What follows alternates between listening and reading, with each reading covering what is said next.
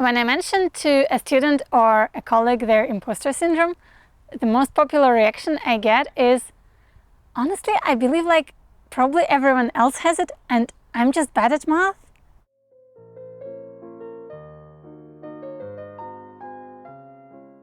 So I'm no expert, but some basic facts about imposter syndrome are that A, it's not a syndrome and it doesn't have to exhibit in every area of your life.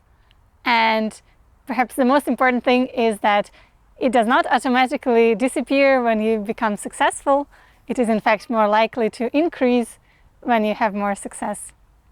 And for example, if you don't have imposter syndrome about your math, you would be able to painlessly describe your strengths and weaknesses in studying math and report on your progress. And you should be able to look at the past few days and say which ones were productive.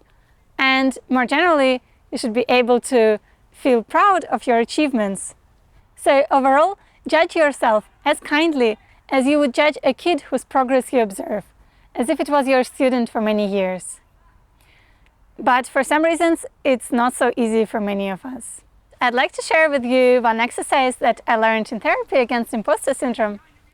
So to do this exercise, you would only need one hobby or activity that you feel truly confident at. And you would be asked to compare how you talk about that activity with how you think and talk about studying mathematics. So myself, I know I have one such activity, mushroom picking. Because where I grew up, we had a dacha and there was a forest just across the road from our dacha. So every summer, I would go to the forest every day. I believe that I'm good at mushroom picking in general, and it doesn't change if I found few mushrooms on a concrete day. I would be excited about every mushroom I find, because if I found few, it's probably because it was too rainy or too sunny in the previous days, and I wouldn't blame myself and my searching capacities.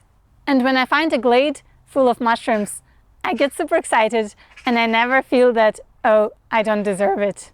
And sometimes there are no mushrooms at all, and then I'm happy to just walk in the forest, enjoy the view of the sunshine coming through the tops of the pine trees or the silver reindeer moss on the ground. But if I get bored at some point, I just go home with no pressure to look for more mushrooms. If I was picking mushrooms with my friends and they found more mushrooms than me, I would never worry about eating their catch for dinner.